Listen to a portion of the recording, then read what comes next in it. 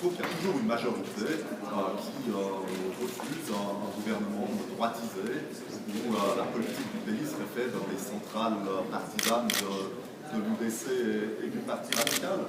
Et puis si je regarde les sondages, notamment s'agissant de la popularité et de la qualité du travail de Mme Guillochon, la majorité dans notre pays ont trouvé qu'elle fait correctement son travail. Et cette majorité-là, moi je pense qu'elle doit être...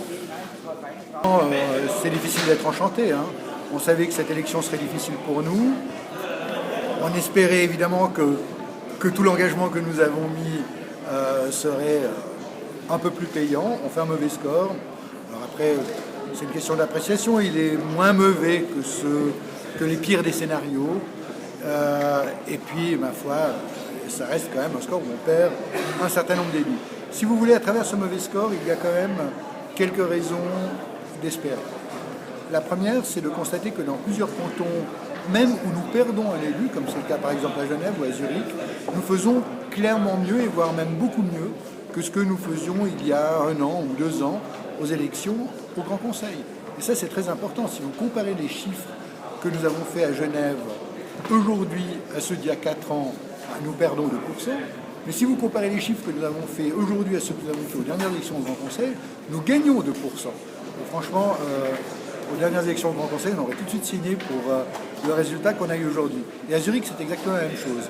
Ils ont perdu un siège parce qu'ils ont perdu à peu près 1,5% par rapport à il y a 4 ans, mais par rapport à il y a même à peine 1 an, où ils avaient leurs dernières élections au Grand Conseil, ils ont gagné 1%.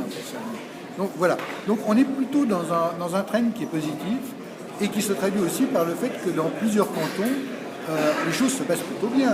Dans le canton de Vaud, il ne nous a pas manqué grand-chose pour gagner un siège supplémentaire. Dans le canton de Belleville, je ne sais pas si les résultats sont déjà là ou pas, mais il était question que l'on gagne un siège. Donc il y a pas mal d'endroits où les choses se sont plutôt bien passées. Mais c'est quand même un petit peu la tactique du verre plein, ça. Vous préférez voir le verre plein? Non, il est à moitié plein, il est à moitié vide. Enfin, le mot vert est peut-être pas très adéquat en ce qui concerne mon parti, mais oui. C'est un peu de cela que l'on parle.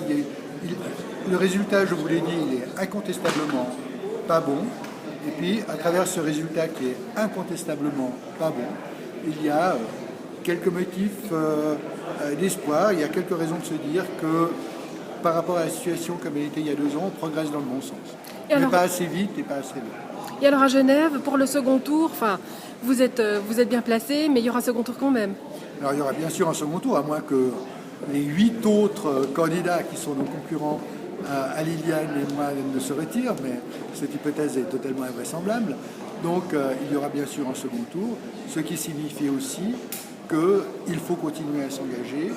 Il faut que toutes les électrices et tous les électeurs qui ont voté pour nous au second tour, et que je remercie très très chaleureusement, eh bien d'abord qu'ils continuent à aller voter, et puis qu'ils soient rejoints par un certain nombre d'autres qui estiment qu'il est souhaitable et nécessaire que nous continuions à affirmer la voie que nous avons faite à Genève. Genève à Berne, ça veut dire concrètement que Liliane et moi, en toutes circonstances, avons défendu le point de vue du gouvernement genevois. Je suis membre comme Liliane bien sûr, de différentes commissions parlementaires. Chaque fois, lorsque je vais à une séance de commission, j'ai dans mon dossier la note du Conseil d'État sur le sujet en question et je défends la position du Conseil d'État de Genève, ce qui me semble normal. J'ai été moi-même conseiller d'État pendant 12 ans. C'est exactement ce que j'attendais des élus à Berne. Ce boulot, nous l'avons fait sérieusement. Et je crois que les Genevoises et les Genevois, au-delà des étiquettes politiques, comprennent que lorsque l'on envoie quelqu'un à Berne, ce n'est pas uniquement un représentant de son parti, mais ça doit être aussi